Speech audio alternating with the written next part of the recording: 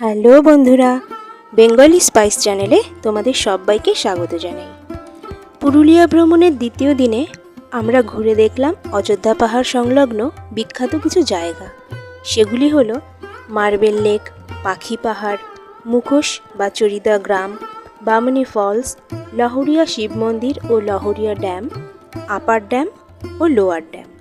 যেহেতু ভিডিওটি অনেক বড় হয়ে যাবে, তাই আজকের ভিডিওতে থাকছে মার্বেল লেক, পাখি পাহাড় ও মুখোশ গ্রাম। তাহলে চলো দেখতে থাকো।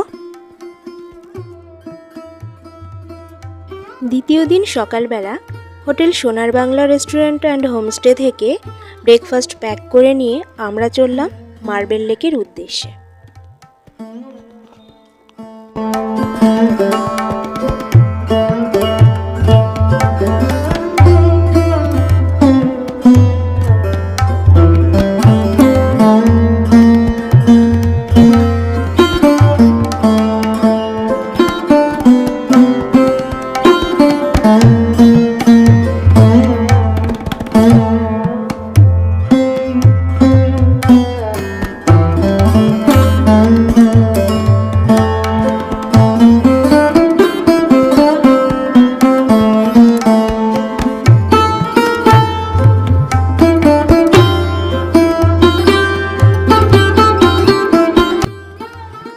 বাংলার গ্র্যান্ড ক্যানিয়ন এই মার্বেল লেকটি অযোধ্যা হিলটপ থেকে বামনি ফলস যাওয়ার পথেই দেখতে পাওয়া যাবে।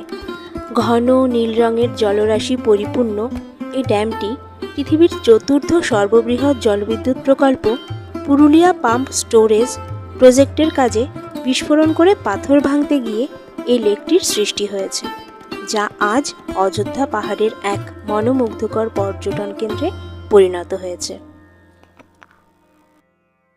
ওপরের দিক থেকে মার্বেল লেককে দেখতে সত্যি খুবই সুন্দর লাগে। স্থির জলরাশি পরিপূর্ণ এই লেকটি সত্যি খুবই অসাধারণ।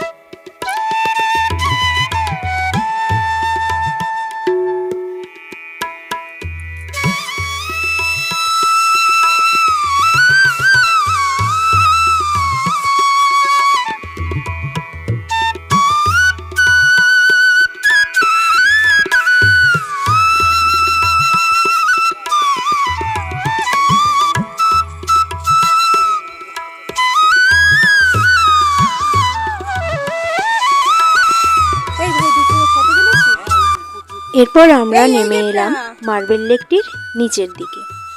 নিচের দিক থেকেও মার্বেল লেকটি দেখতে অসাধারণ।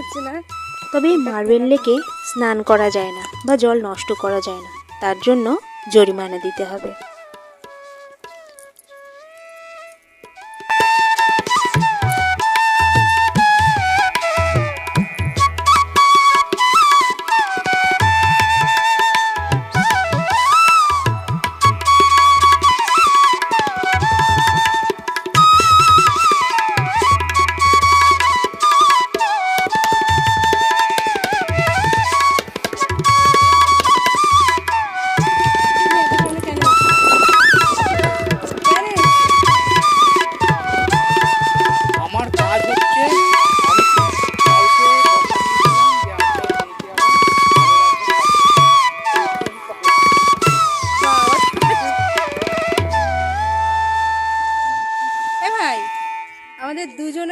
মার্বেল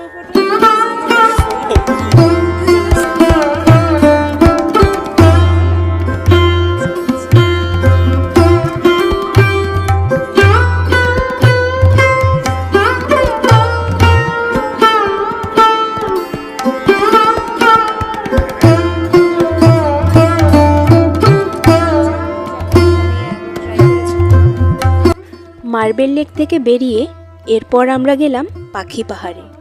নামটা শুনেই প্রথমে কল্পনা করেছিলাম প্রচুর প্রজাতির পাখি দেখতে পাবো, দেখতেও পেয়েছিলাম, তবে সেটা প্রকৃতির সৃষ্টি পাখি নয়। ড্রাইভার দাদার মুখে শুনেছি সে নাকি ছোটবেলায় শুনেছে কোন নাম না জানা শিল্পী ছেনি হাতুড়ি দিয়ে তার হাতের জাদুতে পাহাড়ের পাথরের গায়ে খোদাই করে এই পাখিদের ছবি এঁকেছিলেন, যা সত্যিই অসাধারণ। প্রতিভা ও প্রকৃতি মিলেমিশে একাকার এই পাখি পাহাড়, দেখতে ঠিক যেন শিল্পীর হাতে আঁকা কোনো অপরূপ দৃশ্য।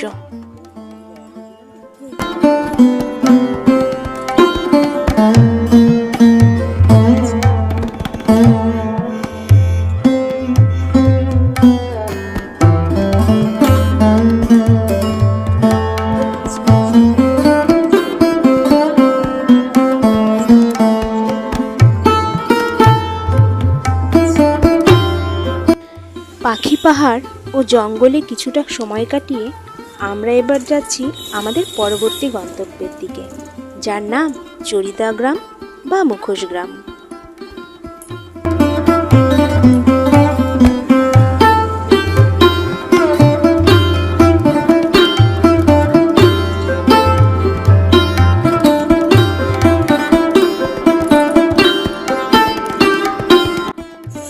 গ্রামে ঢুকতেই মন জয় করে নিয়েছে মুখোশগুলি।